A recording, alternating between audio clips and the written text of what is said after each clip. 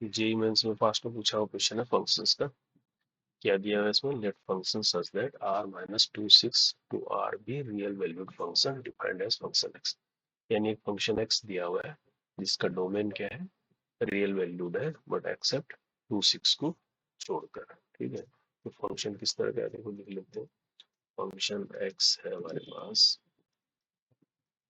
X square plus 2x plus 1 X square minus 8x plus 12, इस तरह का function है ये, हो ना। अब इसमें देखो 2 और 6 को इसने छोड़ रखा है। क्यों छोड़ रखा है, क्योंकि अगर नीचे x इक्वल टू 2 या x इक्वल टू 6 रखेंगे तो क्या आ जाएगा, डिनोमिनेटर 0 हो जाएगा। तो फंक्शन x कैसा हो जाएगा, नॉट डिफाइंड हो जाएगा, नॉट डिफाइंड, है ना। 8 x इक्वल टू, और इस पर जो है फंक्शन नॉट डिफाइंड होगा, इसलिए इसने 2 और 6 को पहले ही हटा रखा है ना। x को 2 से ये 0 हो जाता है।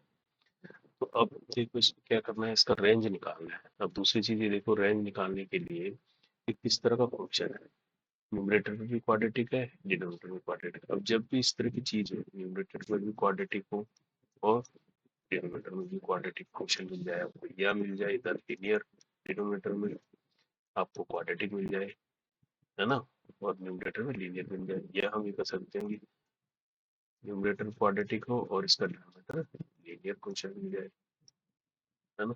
तो इस तरह का जब भी आपको मिलेगा, उस केस में हमें सीधा इसको करने का तरीका ये है कि फंक्शन एक्स को क्या मान लेंगे हम, वाई मान लेंगे। फंक्शन एक्स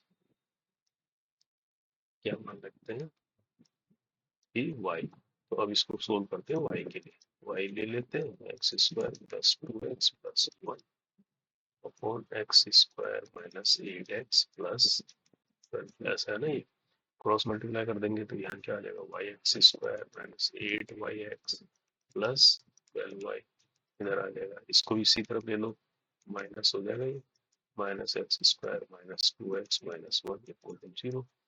अब देखो एक्स स्क्वायर इधर कॉमन हो जाएगा, यानी वाई माइनस 1 आ जाएगा, ये एक्स स्क्वायर आ जाएगा। यहाँ पर क्या आ जाएगा, 2x आ जाएगा, इसके अंदर क्या हो जाएगा 4y प्लस 1 बचेगा, फिर बचेगा 12y माइनस 1। अब x में क्वाड्रेटिक होगी।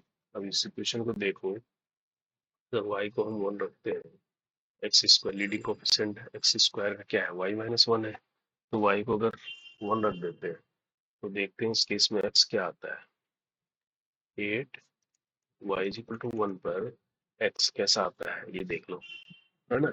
x रियल आना चाहिए, अगर रियल आता है तो y को क्या मानेंगे, y प्लस 1 जो है इसकी रेंज के अंदर है ना। तो इस केस में क्या आता है x, 8y इक्वल टू 1 रखने पर यहाँ पर तो 0 हो गया, माइनस 2x हो गया, यहाँ क्या हो गया 4 प्लस 1, है ना, 5 आ जाएगा ये। यहाँ कितना आ जाएगा 12 माइनस 1 यानी 11 आ जाएगा, इक्वल टू 0 आ जाएगा। तो माइनस 10x आ गया ना, माइनस 10x माइनस 11, तो x इज इक्वल टू आ गया देखो 11/10। अपने आप में ये क्या है, रियल वैल्यू है ना, x रियल आ रहा है, तो इसका मतलब y इक्वल टू 1 है, इसकी रेंज का पार्ट है ना, रेंज के अंदर आना चाहिए y इक्वल टू। लेकिन समटाइम ऐसा भी हो सकता है कि y इक्वल टू 1 रखने पर x जो है आपका रियल ना आए, है ना, क्योंकि रियल वैल्यू फंक्शन है, रियल नहीं आएगा तो हम उसको रेंज से बाहर कर देंगे। ठीक है, एक तो ये हमने चेक कर लिया। अब दूसरा इसको कैसे चेक करें कि पूरा ये रियल वैल्यूड फंक्शन है।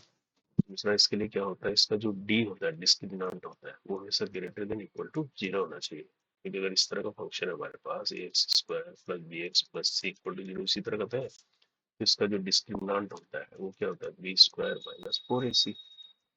ये क्या होना चाहिए रियल के लिए, ग्रेटर देन इक्वल टू 0 होना चाहिए, है ना। अदरवाइज क्या आ जाएगा, इमेज में बन जाएगा फंक्शन, हमें तो रियल वैल्यू चाहिए ना।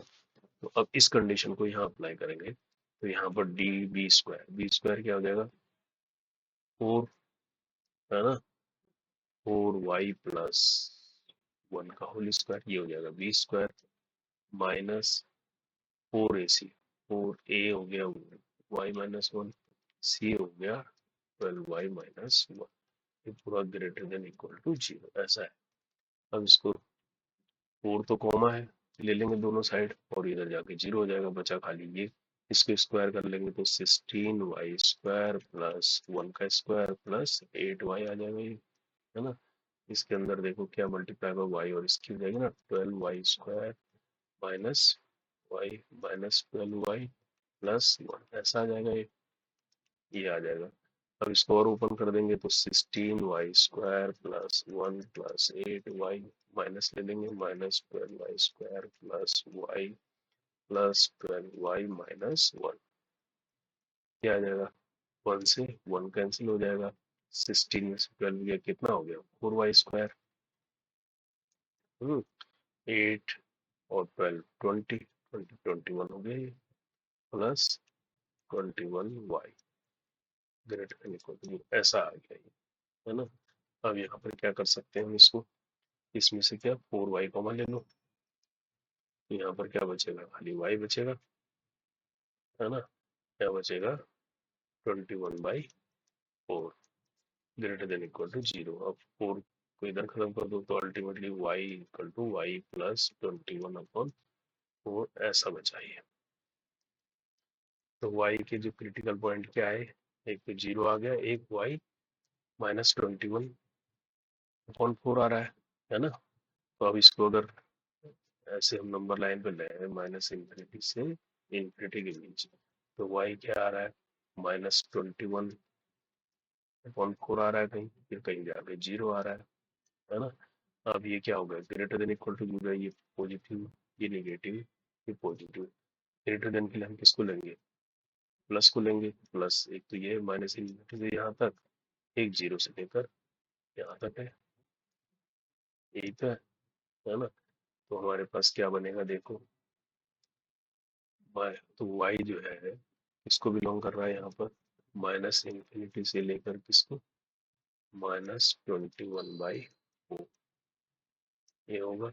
और ये क्या 21/4 क्या होगा इंक्लूड होगा क्योंकि इक्वल टू 0 है ना। तो ये इंक्लूड होगा और यूनियन है, यूनियन में क्या आएगा 0 भी इंक्लूड है ना, y 0 इक्वल है तो ये भी 0 इंक्लूड है और कहाँ तक जाएगा ये इन्फिनिटी तक जा रहा है और ये हमेशा ओपन होता है इन्फिनिटी वाला, तो ये आ जाएगा y, है ना। देन अब इसमें देखो दूसरा हमारा क्या आया था, एक y इक्वल टू 1 आया था, एक ऊपर क्या आया था y इक्वल टू 1 भी इसकी रेंज में है। तो इन दोनों का अगर इंटरसेक्शन करते हैं किसका y इक्वल टू 1 और इसका, तो y इक्वल टू 1 तो देखो किसके अंदर आ रहा है, इसके अंदर है 0 और इन्फिनिटी के बीच में आ रहा है। इसका मतलब अगर इस पूरे का इंटरसेक्शन भी करेंगे तो क्या आएगा ये वाली चीज और ये वाली चीज, यानी अल्टीमेटली हमारी जो रेंज हो जाएगी, है ना, फाइनली वो क्या होगी -इन्फिनिटी से लेकर -21/4 ऐसा ब्रैकेट होगा ये यूनियन ऐसा 0 और इन्फिनिटी यही रहेगी, है ना। वन तो इसके अंदर आ ही रहा है तो फाइनल रेंज ये होगी, तो ये इसका आंसर हो जाएगा रेंज का। ठीक है, तो इस तरह के क्वेश्चन जब भी होंगे क्वाड्रेटिक इक्वेशन न्यूमरेटर डिनोमिनेटर तो उसको सोल्व करने का तरीका ये है। अब इसमें आंसर देखो तो इसका फर्स्ट आंसर सही होगा क्योंकि यहाँ देखो ओपन ब्रैकेट है ना, इधर भी इस तरह से दिया